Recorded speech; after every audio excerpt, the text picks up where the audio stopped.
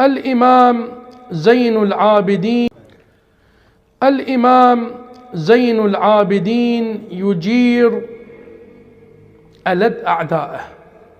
بس إما أهل البيت هاي نلقاها حقيقة، يعني من أقرأ الروايات بس أهل البيت ألد أعدائه، آل سفيان، آل مروان، بني أمية، الشجرة الملعونة، الشجرة التي فعلت ما فعلت.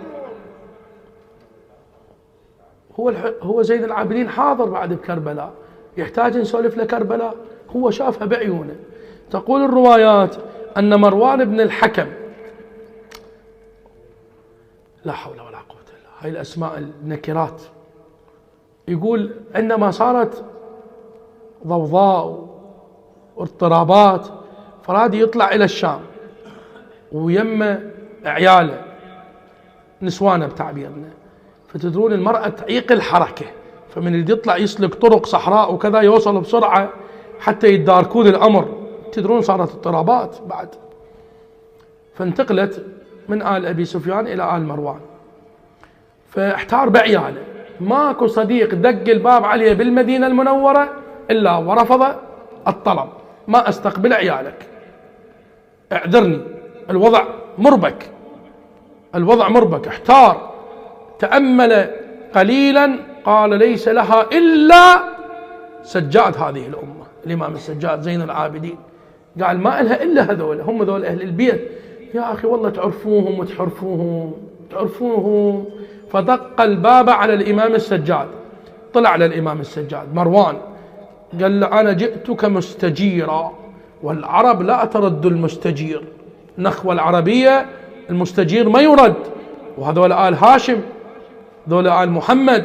فقال ادخل أنت وعيالك، ادخل أنت بإجارتي، ادخل الدار. شوف هالكرم هذا، هذول قتلوا الإمام الحسين، قتلوا آل البيت، فعلوا ما فعلوا في الجمل وفي النهروان وفي صفين، وسووا ما سووا. ادخل أنت تستجير بي، أنا أجيرك. أكو هيك أخلاق أيها الأحبة؟ والله نفتخر عندما ننقل هذه الروايات عن أئمتنا سلام الله عليهم للجمهور. خلي يسمع الجمهور شنو هو أئمتنا، شنو أخلاقهم. ادخل أنت وعيالك. قال أما أنا فلا، أنا مستعجل، بس أريد عيالي يمك، ومن أدز عليهم تعطيني إياهم، يخاف عليهم. قال اذهب، ودخل عياله، وأمر العلويات، هذه الرواية تقول أن لا يأكلن إلا وهن قد يقدمهن، وأن لا يلبسن إلا وهذا شنو يلبسن، وقدمهن. وفعلا طلع مروان إلى أن وصل إلى دمشق. بعد فترة دز طارش إلى الإمام السجاد، قال له ارسل إلي عيالي. أكو أحسن من هالفرصة هاي ينتقم من عند الإمام السجاد؟ أرسل له عياله معززات مكرمات. أكو هيك أخلاق أيها الأحبة؟ أكو هيك أخلاق يا عمي؟ انطونا في التاريخ يسولف لنا هيك أخلاق، يسولف لنا هيك مناقب إلا لآل محمد. الإمام زين العابدين يجير ألد أعدائه. بس إما أهل البيت هاي نلقاها حقيقة، يعني من أقرأ الروايات بس أهل البيت ألد أعدائه، آل سفيان، آل مروان، بني أمية، الشجرة الملعونة، الشجرة التي فعلت ما فعلت. هو زين العابدين حاضر بعد بكربلاء، يحتاج نسولف لكربلاء؟ هو شافها بعيونه. تقول الروايات أن مروان بن الحكم، لا حول ولا قوة إلا بالله، هاي الأسماء النكرات، يقول عندما صارت ضوضاء واضطرابات فراد يطلع إلى الشام ويم عياله نسوانه بتعبيرنا، فتدرون المرأة تعيق الحركة، فمن اللي يطلع يسلك طرق صحراء وكذا يوصل بسرعة حتى يتداركون الأمر. تدرون صارت اضطرابات بعد، فانتقلت من آل أبي سفيان إلى آل مروان، فاحتار بعياله.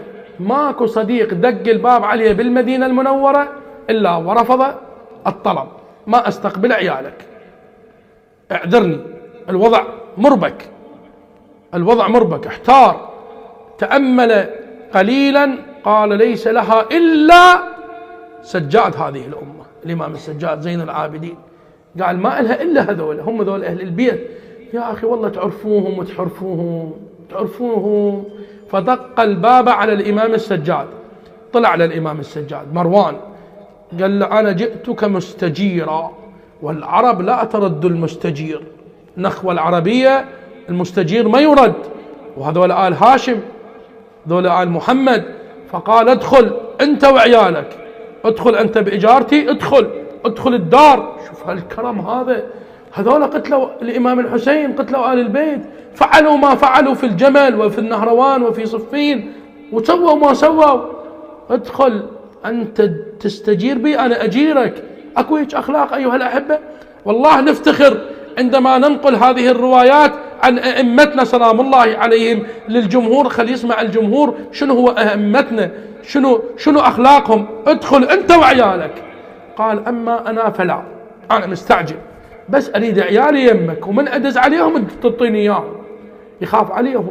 قال اذهب، ودخل عياله، وأمر العلويات، هذه الرواية تقول أن لا يأكلن إلا وهن قد يقدمهن، وأن لا يلبسن إلا وهذا شنو يلبسن وقدمهن. وفعلا طلع مروان إلى أن وصل إلى دمشق. بعد فترة دز طارش إلى الإمام السجاد، قال له ارسل إلي عيالي. أكو أحسن من هالفرصة هاي ينتقم من عند الإمام السجاد؟ أرسل له عياله معززات مكرمات. أكو هيك أخلاق أيها الأحبة؟ أكو هيك أخلاق يا عمي؟ انطونا في التاريخ يسولف لنا هيك أخلاق، يسولف لنا هيك مناقب إلا لآل محمد.